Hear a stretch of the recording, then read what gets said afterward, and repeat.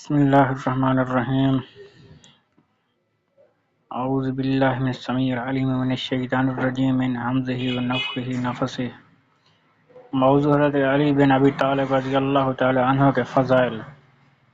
الحمدللہ نحمده ونستعینه ونستغفره ونعوذ بالله من شرور انفسنا ومن سیئات اعمالنا من يهده الله فلا مضل له ومن يضلل فلا هادي له وأشهد أن لا إله إلا الله وحده لا شريك له وأشهد أن محمدا عبده ورسوله أما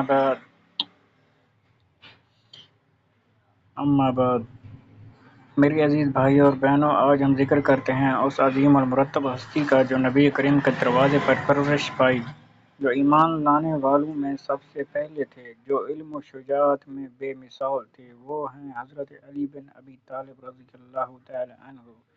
حضرت علی سے مروی حدیث، حضرت علی رضی اللہ تعالی عنہ فرماتے ہیں، قال رسول اللہ صلی اللہ علیہ وسلم نے فرمایا، تم میں سے کوئی مومن نہیں ہو سکتا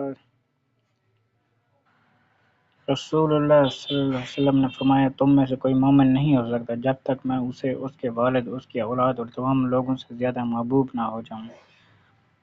یہ حدیث حضرت علی رضی اللہ تعالیٰ نے خود اپنی زبان سے روایت فرمائی اور یہ بتاتی ہے کہ ایمان کی بنیاد ہی نبی کی محبت پر ہے۔ حضرت علی کے فضائل قرآن و حدیث سے روشنی میں، مفسرین کے مطابق سورۃ المائدہ، یہ آیت حضرت علی کے بارے میں نازل ہوئی جب انہوں نے حالت رکوع میں سائل کو اپنی انگوٹھی عطا کی۔ نبی نے فرمایا، انا منی و انا منک، اے علی تم مجھ سے اور میں تم سے ہوں۔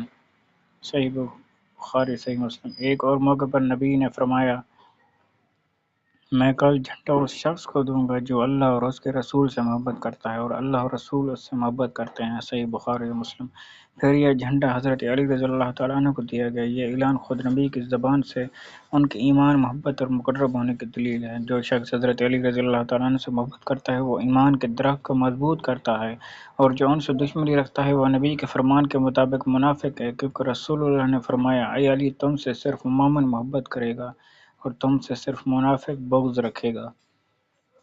صحیح مسلم۔ اے اللہ ہمیں حضرت علی رضی اللہ تعالی عنہ سے وہی محبت عطا فرما جو تیرے حبیب کے دل میں تھی، اور ہمیں ان کے ساتھ جنت الفردوس میں جمع فرما، آمین یا رب العالمین۔ وصلی اللہ علی نبینا محمد وعلی آلہ وصحبہ